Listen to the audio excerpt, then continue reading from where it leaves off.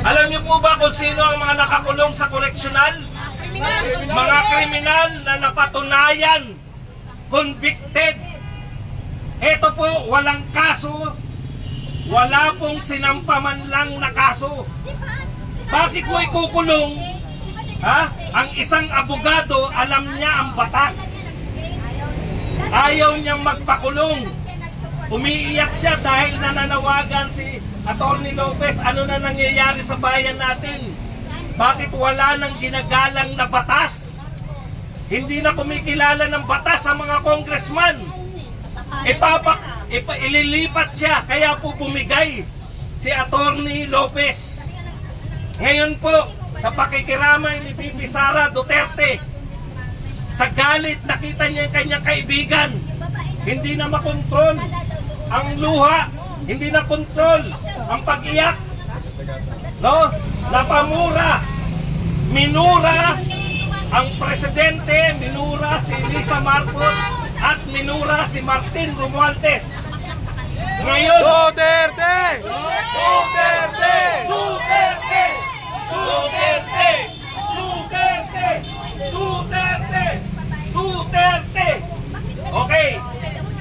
Nung nagmura, dahil sa galit, napuno na po si VP Sara, nagmura na sa galit, siya na ngayon ang may kasalanan. Chis Escudero, ano ba ang katanggap-tanggap sa iyo? Katanggap-tanggap ba sa iyo, ikaw abogado ka? Katanggap-tanggap ba sa iyo na isang abogado ay ipapakulong sa koreksyonal na walang kasalanan?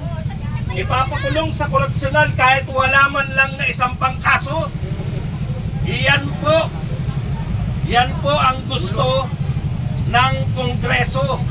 Kaya po nagwala si VP Sara. Bakit? Hindi kinikilala ng mga taga-Kongreso, ng mga pulis, yung kanyang pagiging pangalawa sa pinakamataas na posisyon. Vice President po siya ng Pilipinas. Hindi po siya vlogger. Hindi po siya pangkaraniwang tao lang. Igalang niyo naman ang pagiging Vice President niya. Di po ba? Ngayon, nung nagalit si VP Sara, siya na ngayon ang may kasalanan. Siya na ngayon ang inappropriate. Siya na ngayon ang hindi tama ang ginagawa. Huwag tayo papayag! Huwag tayo papayag! Paano yung mga tao na dahilan kung bakit nagalit si VP Sara? Ang gusto mo ba, Chis Escudero, ang pambansang kilay ng Pilipinas? Ha? Ang gusto mo ba, ipakulong ang kapwa mo abogado kahit walang kaso? Anong uri ka ng abogado? Naturingan kang Senate President. Alam nyo kung bakit? Kasi sunod-sunuran ka sa mga minura ni VP Sara Duterte. Huwag ka mag-alala. Isasama ka na sa mumurahin sa susunod. Ayan po ang nagaganap sa atin. Imbis na yung ibang matataas na posisyon, imbis na ipagtanggol nila ang Vice President, si Vice President pa ang sinisisi.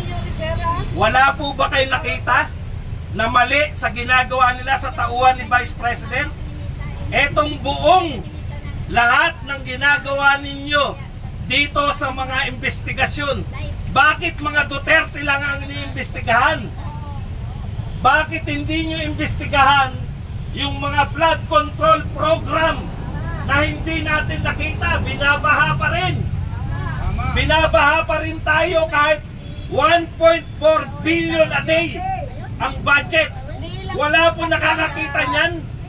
Ayaw nyong tignan yung budget. Ayaw nyo silipin yung budget na 1.4 billion binabaha pa rin. Saan napunta ang 90 billion na nilipat mula sa PhilHealth? Bakit ayaw nyong imbestigahan? Bakit ayaw nyong imbestigahan si Martin? Dahil sa kanyang Heavy luggage. Heavy luggage. Ha? Bakit ayaw niyong imbestigahan si Martin? Ayaw niyong imbestigahan si Marbil? Ay, wag si Marbil kasi may pulis pa dyan. Wala pa eh. May pulis dyan. Wala pa. Hindi. Pati tayo. Tagapagtanggol natin ng mga kapulisan. Maraming salamat. Ay, yung iba. Hindi. Biro lang po. Nasaan ang pinagbentahan ng ginto? Nasaan ang Maharlika funds? Bakit wala naman kayong nakikita talagang anomalya sa Office of the Vice President?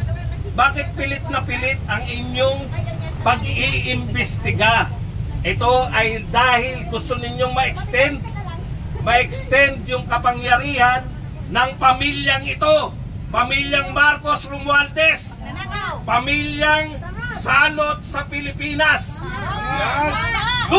Aray ko.